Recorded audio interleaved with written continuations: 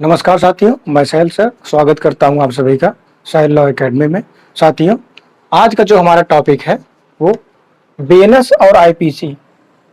जो लोग नए जुड़ गए हैं उनको बता दिया जाए कि बीएनएस भारतीय न्याय संहिता और आईपीसी दोनों को साथ साथ पढ़ाया जा रहा है।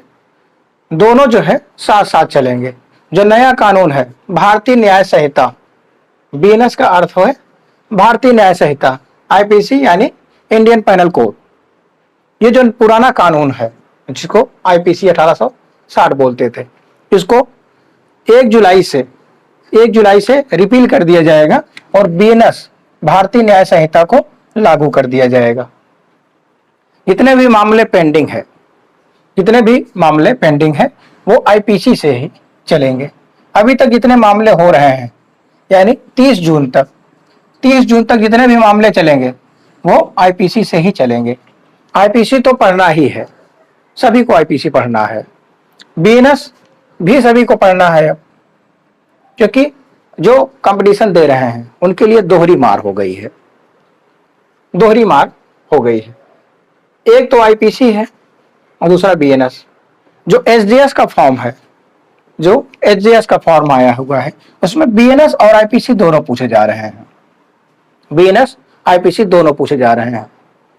तो अब दिक्कत तो हो ही गई। सही तरीका यही है कि दोनों को साथ साथ पढ़ा जाए। आईपीसी की सारी बातें और ज्यादातर बातें जो है वो बीएनएस में इंक्लूड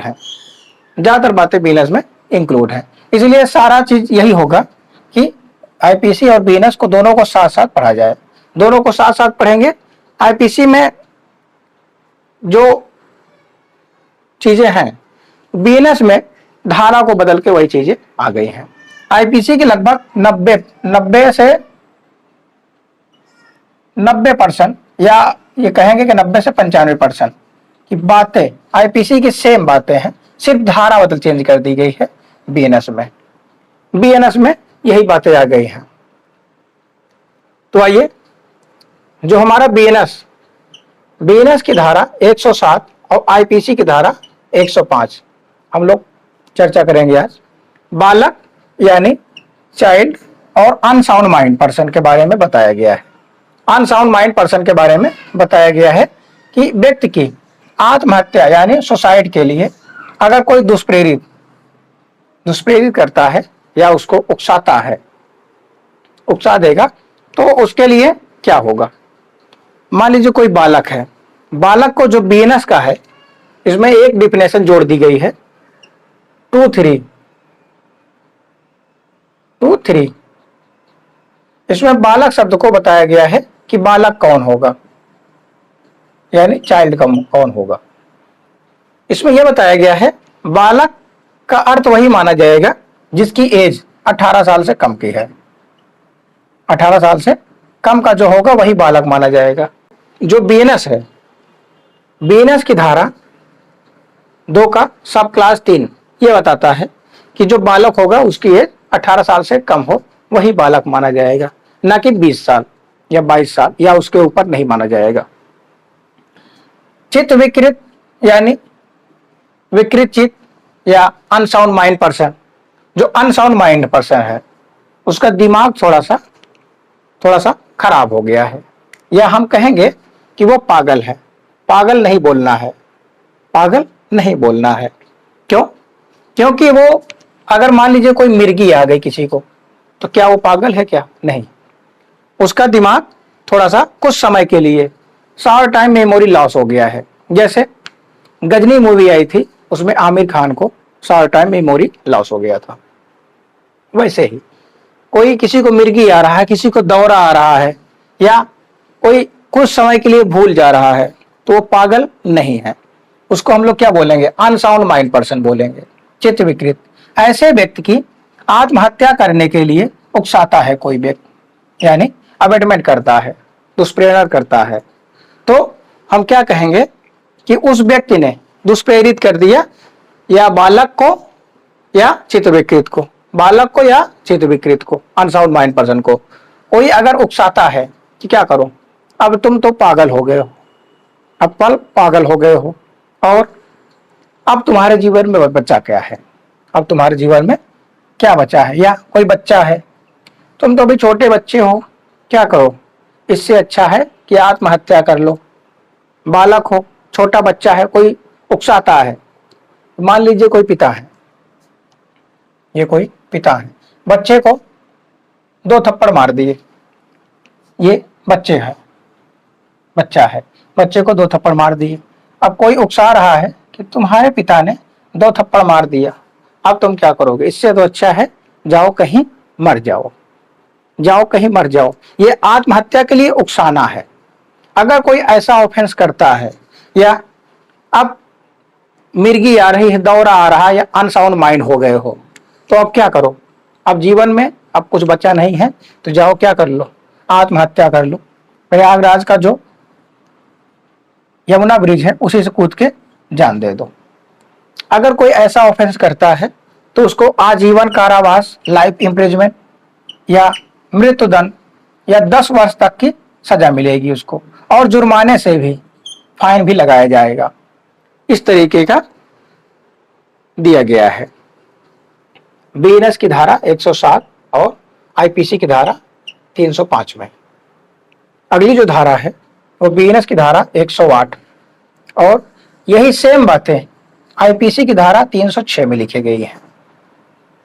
जो आईपीसी और बीएनएस को साथ साथ इसलिए चलाया जा रहा है क्योंकि सेक्शन में ही सिर्फ बदलाव है, सेक्शन में ही बदलाव है, बातें सेम है, सेम बातें हैं, सेक्शन सिर्फ बदल गया है और बातें सेम है, इसलिए दोनों को साथ साथ पढ़ाया जा रहा है।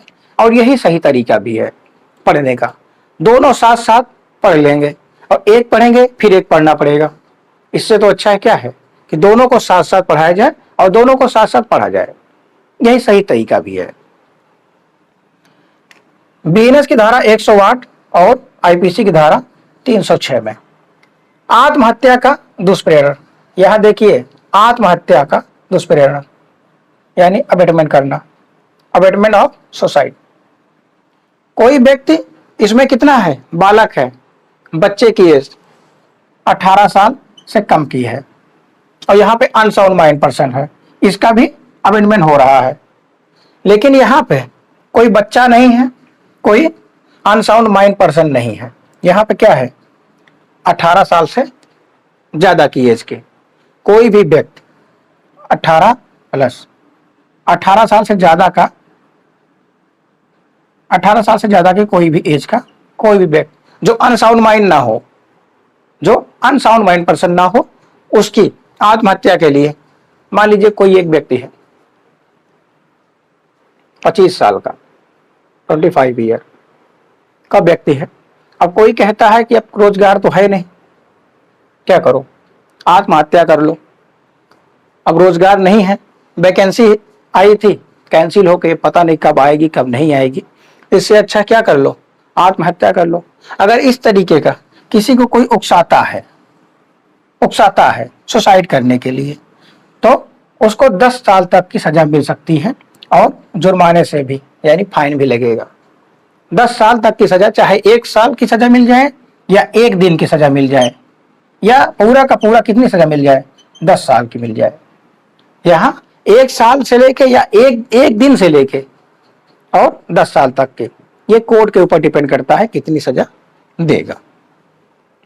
अगली जो धारा है वो बीएनएस की धारा 109 और आईपीसी की धारा 307। इसमें हत्या करने का प्रयत्न किया जा रहा है, इसमें हत्या करने का प्रयत्न किया जा रहा है, अटेम्प्ट टू मर्डर। हत्या करने का कोशिश की गई लेकिन व्यक्ति मरा नहीं, जो पर्सन है वो मरा नहीं। मान लीजिए ये ए नाम के व्यक्ति हैं, ये बी नाम के व्यक्ति हैं। ए नाम का व्यक्ति बी नाम के व्यक्ति को गोली मारता है, गोली मार देता है, और बी नाम का जो व्यक्ति है वो पूरी तरीके से घायल हो जाता है, मरने की कगार पे है, लेकिन क्या हुआ? मरा नहीं, बच गया। मान लीजिए उसके सीने में गोली मारी और संभावना है कि वो मर जाएगा, लेकिन मरा नहीं। यहां वो व्यक्ति नहीं मरा और बच गया, तो ये माना जाएगा हत्या करने का प्रयास किया गया, अटेम्प्ट टू मर्डर, हत्या करने का प्रयास किया गया है। इस तरीके, या तो ऐसे समझिए,